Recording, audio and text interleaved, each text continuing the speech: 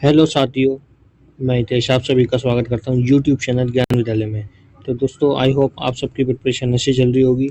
मैं आप सभी के लिए लेके आया हूँ एसएससी सीएचएसएल का पेपर प्रीवियस ईयर एग्ज़ाम। चलो देखते हैं कि किस तरीके के क्वेश्चंस आते हैं। और दोस्तों, आप इन क्वेश्चंस को सॉल्व करने की कोशिश कीजिएगा, क्योंकि एसएससी सीएचएसएल का जो क्वेश्चन पेपर होता है वो थोड़ा टफ लेंथी होता है एमटीएस के अकॉर्डिंग। ठीक है, मतलब जो मिनिमम एग्जाम होते हैं जैसे कि जीडी वगैरह होता है उनसे थोड़ा हार्ड होता है। तो चलिए अपनी वीडियो को स्टार्ट करते हैं। और यदि आप हमारे साथ पहली बार जुड़े तो please like share and subscribe करना ना भूलें। तो दोस्तों, जैसे कि पहला क्वेश्चन है, 2022 में सुप्रीम कोर्ट के पूर्व न्यायाधीश डैश थे नई दिल्ली इंटरनेशनल का अध्यक्ष नियुक्त मध्यस्थता केंद्र NDISAC। तो कौन थे? Option number B, Hemant Gupta. ठीक है, कौन थे? हेमंत गुप्ता।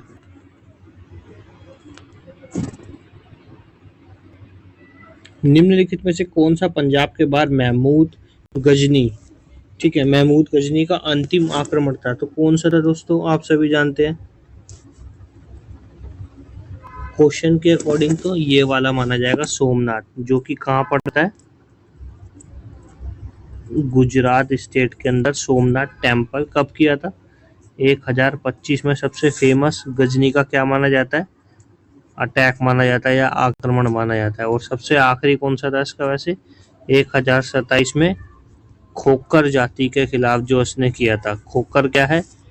खोकर एक जाति होती थी, आप जाट जाति से, यानी कि जाट लोग जो होते हैं जाट जाति से बिलोंग करती है खोकर जनजाति, उसके खिलाफ था इसका आखिरी आंदोलन, जो कि 1027 में हुआ था। तो इतना आप याद रखेंगे, ठीक है दोस्तों।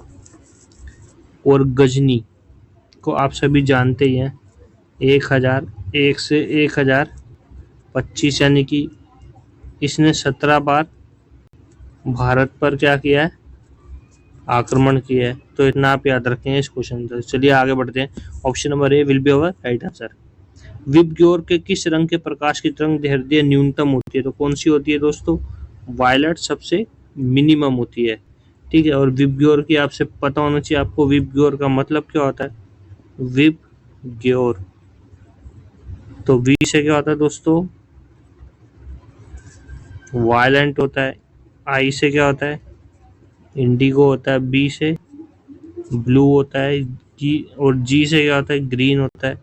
वाई से येलो, ओ से ऑरेंज, और आर से कौन सा होता है? रेड होता है। तो इतना आप याद रखेंगे। तो option number A will be our right answer. किस वर्ष में भारत ने पुरुषों के लिए अपना पहला हॉकी वर्ल्ड कप जीता था? कब जीता था? 1983 में। इनमें से किस क्षेत्र को हरित क्रांति पैकेज की पहली लहर प्राप्त हुई? तो किसको हुई थी? पंजाब को।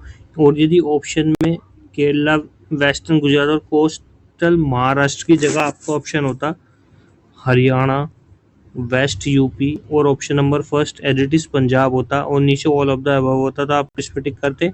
ऑल ऑफ द अबव पर। ठीक है, तो option number A will be our right answer. इनमें से कौन औपचारिक क्षेत्र के तहत एक पारंपरिक कमजोर वर्ग उधार है? तो कौन सा है?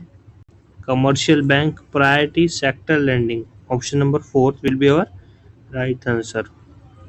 निम्नलिखित व्यक्तित्व में से कौन सरोद वादक है? तो सरोद वादक कौन है दोस्तों? उस्ताद अमजद अली खान, जो सरोद के प्रवक्ता माने जाते हैं। उस्ताद बिस्मिल्लाह खां क्या बजाते हैं? यानी कि वे कौन है? शनाई वादक, है जिसे आप क्लैरिनेट बोलते हैं इंग्लिश में। उस्ताद जाकिर हुसैन कौन है? तबला वादक। हरिप्रसाद चौरसिया बांसुरी बजाते हैं। तो इतना आप याद रखेंगे। और उस्ताद बिस्मिल्लाह खां को 2001 में क्या मिला था? भारत रत्न मिला था। 1956 में क्या मिला था? पद्म।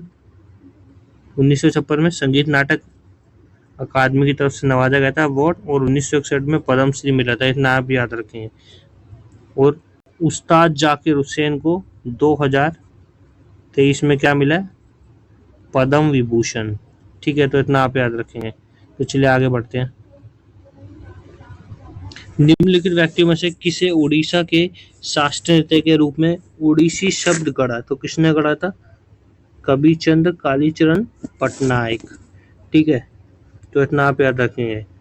और केहूचंद मोपात्रा का संबंध भी किससे है? ओडिसी। और रविंद्रनाथ टैगोर जी कौन थे जिन्होंने 1913 में सर्वप्रथम यानी कि भारत के प्रथम व्यक्ति जिन्हें भारत रत्न की प्राप्ति हुई थी, और किस क्षेत्र में हुई थी? लिटरेचर के क्षेत्र में। और किसके लिए? इनकी किताब गीतांजलि के लिए। ठीक है, तो इतना आपको याद होना चाहिए। तो option number A will be our right answer. Deepawali Hindu calendar के किस महीने में मनाई जाती है? तो कब मनाई जाती है दोस्तों? कार्तिक के महीने में। Option number D will be our right answer. Bharat की जनगणना 2011 के अनुसार भारत में किस राज्य का जनसंख्या घनत्व तो सबसे अधिक है? तो किसका सबसे अधिक?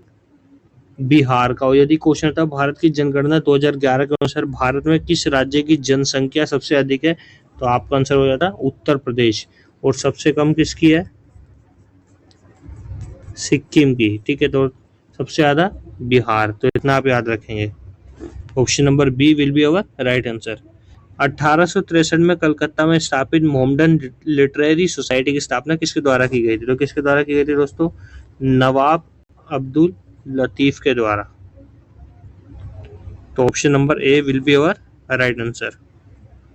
2020 तक निम्नलिखित में से कौन सा राज्य भारत में ज्वार का सबसे बड़ा उत्पादन राज्य है? तो कौन है? महाराष्ट्र। महाराष्ट्र और किस चीज का है? अंगूर की खेती का है। तो इतना आप याद रखेंगे। आम की खेती भी होती है ऐसे ज्यादातर। ठीक है, और कर्नाटका किसके लिए प्रसिद्ध है? कॉफी के लिए। ठीक है, तो इतना आप याद रखेंगे। भारत के अंदर कर्नाटक सबसे ज्यादा कॉफी का उत्पादक करता है, और पूरे विश्व के अंदर कौन करता है? ब्राजील करता है। तो इतना आप याद रखें क्वेश्चन के अकॉर्डिंग। तो चलिए आगे बढ़ते हैं। Option number D will be our right answer. अगला क्वेश्चन है भारतीय संविधान का संरचनात्मक हिस्सा काफी हद तक अधिनियम से लिया गया। तो किससे लिया गया? 1935 का गवर्नमेंटल एक्ट जो है उसके अकॉर्डिंग लिया गया है। तो option number B will be our right answer. निम्नलिखित में से कौन सा हिमालय क्षेत्र में पाया जाने वाला एक प्रकार का वनस्पति है? तो कौन सा है दोस्तों? एल्पाइन। और मैंग्रोव कहाँ पाया जाता है? वेस्ट बंगाल, या आप बोल सकते हैं सुंदर वन के डेल्टा क्षेत्र में पाया जाता है। Option number D will be our right answer. जून 2022 में एशियाई जूनियर व्यक्तिगत स्क्वैश चैंपियनशिप में 15 वर्ष से कम आयु की लड़की वर्ग में निम्नलिखित में से कौन स्वर्ण पदक जीता है? तो किसने जीता है? Anahat Singh. Option number B will be our right answer. Padma Bhushan कुमारी कमला किस भारतीय नृत्य से जुड़ी है? तो किससे जुड़ी है? कथक से जुड़ी है। कथक कहाँ होता है दोस्तों? यूपी में होता है। कथकली कहाँ होता है? केरला में होता है। और उड़ीसी उड़ीसा में होता है। और कुचिपुड़ी कहाँ होता है आपका? आंध्र प्रदेश में होता है। तो इतना आपको याद होना चाहिए। Option number B will be our right answer. HRD Prasad को खेल में उनके योगदान के लिए 2023 में पद्मश्री मिला। तो किसे मिला? कलारी पयाट्टू। ऑप्शन नंबर बी आपका राइट हो जाएगा। नेट इकोनॉमिक वेलफेयर की नई गणना करते समय निम्नलिखित में से कौन सी वस्तु GNP से घटाई जाती है? कौन सी घटाई जाती है? Option number B adjustments for congestion of urban life. Bharat में अर्थव्यवस्था में बैंकों के लिए CR तय करता है। कौन करता है? Reserve Bank of India. तो option number A will be our right answer. इसकी स्थापना कब हुई थी यह आपको याद होनी चाहिए। 1 अप्रैल 1935 में। और इसका राष्ट्रीयकरण कब हुआ था? 1949 में, जिसे नेशनलाइजेशन बोलते हैं। तो इतना आपको याद होना चाहिए। और आपसे जैसे कि पूछ रहा है CRR, इसकी फुल फॉर्म आपको याद होनी चाहिए, कैश रिजर्व रेशो। ठीक है, यदि आपसे ऐसे पूछ लेगा रिवर्स रेपो रेट, ये भी आपसे पूछ लेगा, बैंक रेट पूछ लेगा, कुछ भी पूछ सकता है। तो इनके बारे में आपको पता होना चाहिए। तो option number A will be our right answer.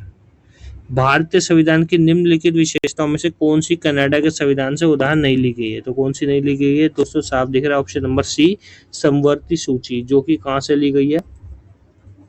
Australia के कॉन्स्टिट्यूशन से ली गई है, कॉन्करेंट लिस्ट। तो इतना आपको याद होना चाहिए। इसी के साथ दोस्तों हमारी वीडियो खत्म होती है। यदि आपको अच्छी लगे तो प्लीज लाइक शेयर सब्सक्राइब करना ना भूलें।